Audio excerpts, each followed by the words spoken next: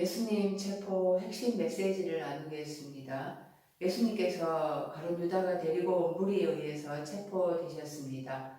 예수님은 자신의 구출을 위해서 하나님 아버지께 기적을 구하지 않고 순순히 체포되십니다. 하나님 아버지의 뜻을 알기 때문입니다. 본문의 등장인물들이 가룟 유다, 또 베드로, 예수님, 또 많은 무리들이 나옵니다. 가룟 유다는 예수님을 배신하여서 대제사장들과 장로들의 편에 섰습니다. 베드로는 대제사장의 종의 길을 칼로 친 성미급한 자입니다. 그리고 칼과 몽치를 들고 예수님을 잡으러 온 많은 무리들이 있습니다. 이 인물들을 모두 하나라고 보아야 합니다. 나의 다른 모습들을 장면과 인물들로 묘사를 해서 이야기로 만들었습니다. 나의 내면에서 일어나는 영적인 전쟁을 이해시키려고 하는 것입니다. 그래서 보이는 것으로만 판단하려고 하지 말고 그 내면의 의미를 파악하려고 해야 합니다. 가룟 유다는 실존의 출현을 소망하는 남자답게 만나다 라는 뜻을 가지고 있습니다. 실존인 그리스도 예수가 오셨습니다. 하지만 가룟 유다는 여섯째 날에 남자이기 때문에 실존을 남자답게 직면하지 못하고 그를 죽여 버리고자 합니다. 야곱의 넷째 아들 이름이기도 한 유다는 이스라엘인, 즉 유대인을 가리키는 말이 되었습니다. 고린도전서 1장에서 유대인은 표적을 구하고 헬라인은 지혜를 구한다라고 말씀합니다. 유대인은 한 날에서 다섯째 날까지의 삶으로 표적을 구합니다. 헬라인은 여섯째 날부터 일곱째 날까지의 삶으로 지혜를 구하는 삶입니다.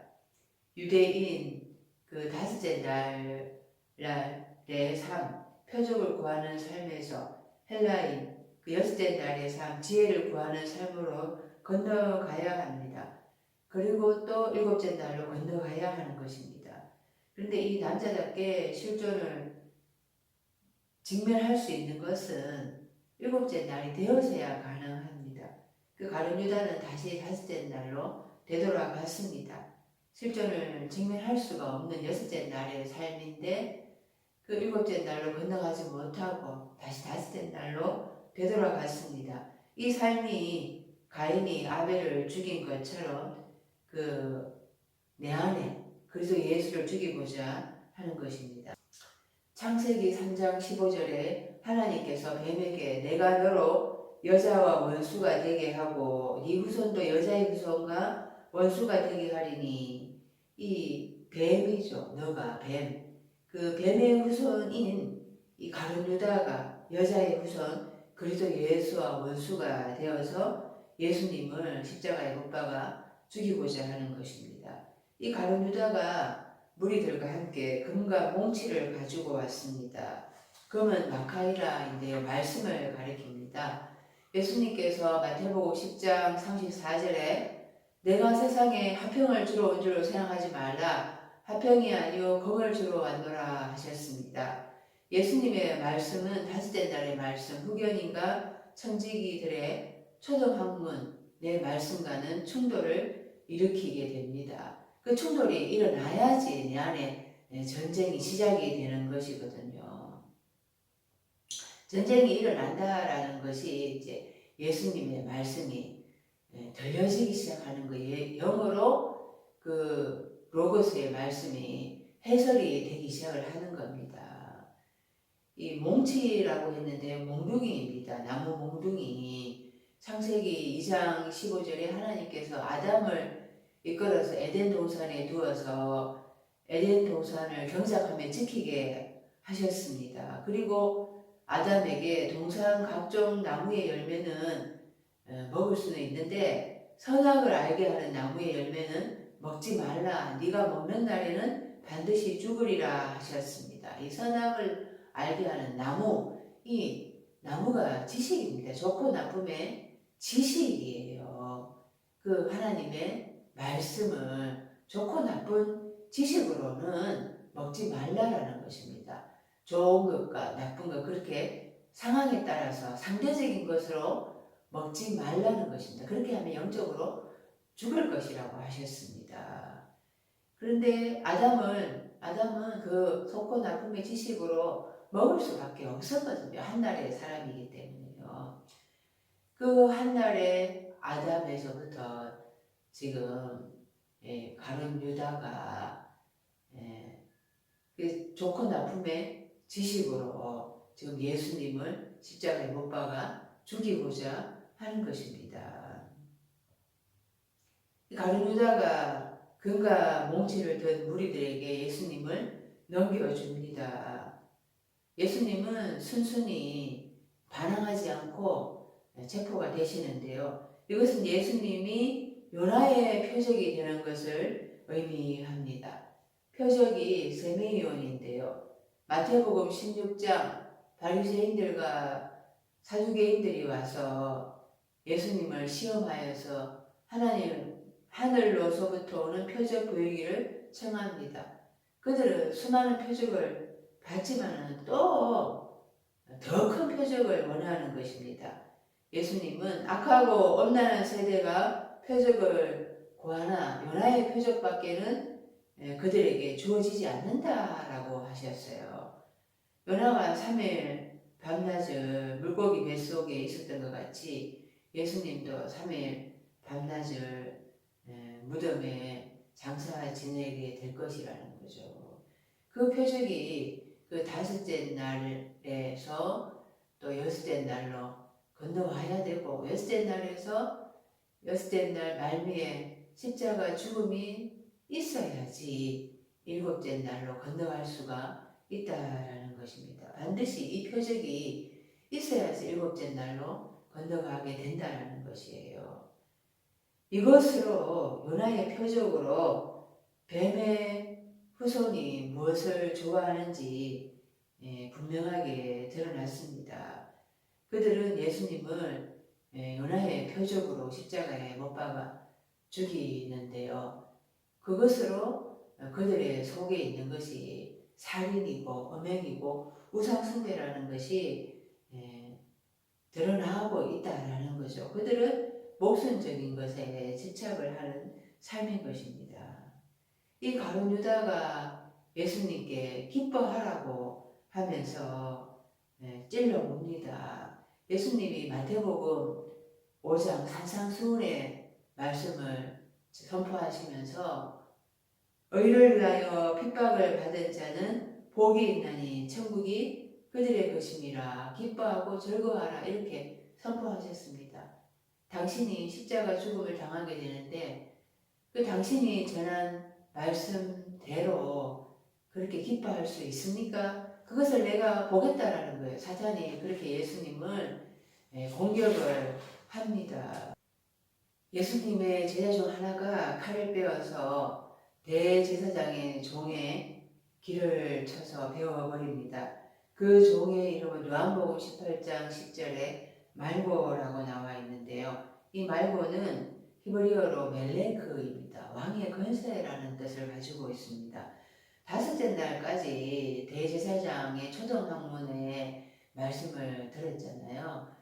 그 초등학문의 말씀을 들었는데도 자기가 왕으로 생각하고 있는 거예요.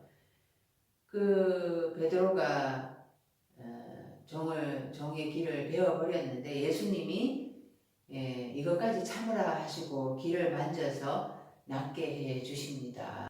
그런데 베드로는 지금 하나님으로부터 분리되어 있기 때문에 예수님으로부터 분리되어 있기 때문에 교만합니다. 자기는 예수님 편에 속해서 말씀을 깨닫고 있다고 생각을 하죠.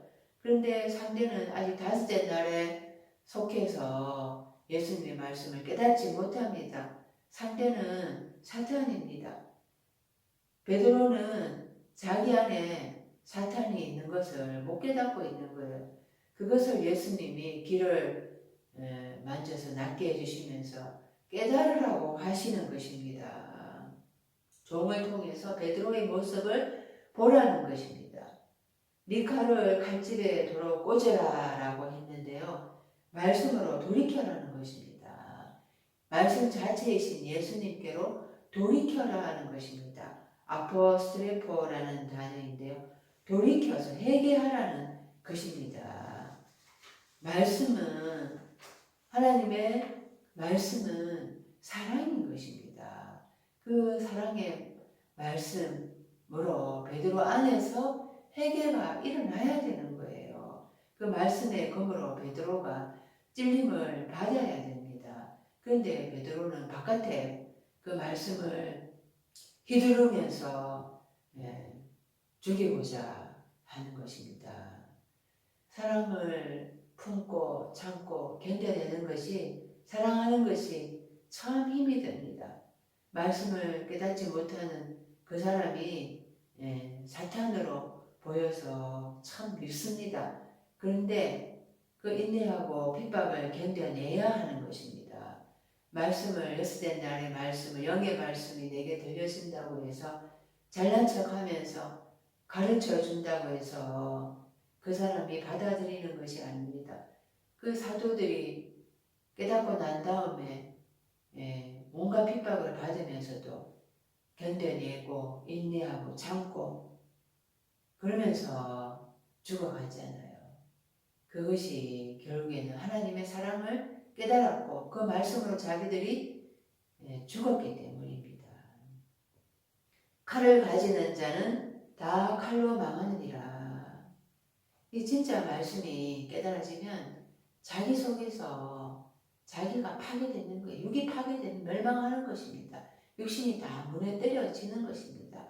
그 말씀의 칼을 잘 쓰면 자기가 먼저 죽게 되는 거죠. 그런데 이 잘못 쓰고 잘못 써서 결국에 바깥에 휘두르게 되면은 다른 사람을 죽이게 되는 거예요. 요한복음 10장 10절에 도둑이 오는 것은 도둑질하고 죽이고 멸망시키려는 것뿐이요 내가 온 것은 양으로 생명을 얻게 하고 더 풍성히 얻게 하려는 것이라. 이 다섯째 날에 후견인과 청지기들은 거짓 예언자이죠. 이들은 도둑이고 강도였습니다.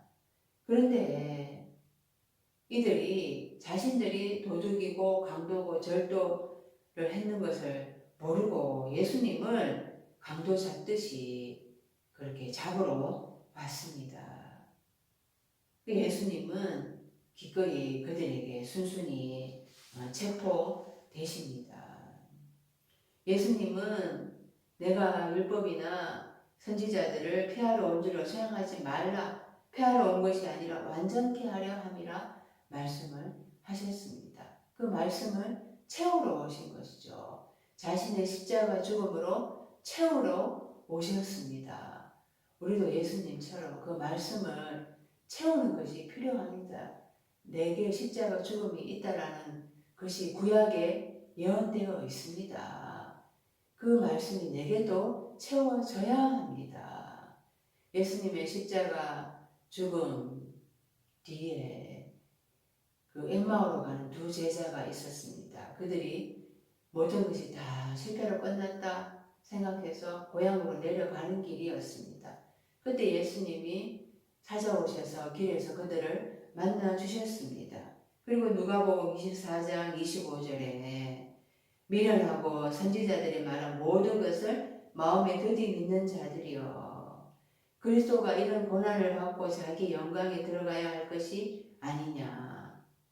또 44절에 그 모세의 율법과 선지자의 글과 시편에 나를 가리켜 기록된 모든 것이 채워져야 하리라 말씀을 하십니다.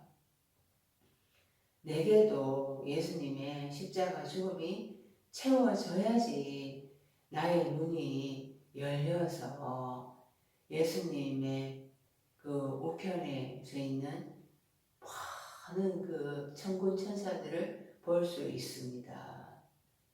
그 영의 눈은 그냥 떼어지지가 않습니다. 예수님의 십자가의 죽음이 내게도 채워져야 합니다. 엠마오로 가는 두 제자가 예수님의 길에서 가르쳐준 그 말씀이 깨달아지자 그들은 다시 예루살렘으로 올라갔습니다. 우리도 예수님의 말씀이 깨달아지게 되면은 십자가 죽음을 향해서 그렇게 영적으로 올라가는 그런 힘을 얻게 되는 것입니다. 내게도 말씀이 채워져야 하는 것입니다. 그래서 예수님은 순순히 체포되셨습니다. 내 안에 가는 유다의 속성이 예수님을 대적하면서 예수님을 십자가에 못 박아 죽이고자 합니다. 예수님은 기꺼이 그 체포에 순순히 응하십니다. 내 안에 그 뱀의 속성이 빠져나가도록 하기 위해서입니다. 말씀이 채워지도록 하기 위해서입니다. 예수님은 끝까지 나를 위해서 사랑을 보여주십니다. 고난을 견뎌 나가십니다.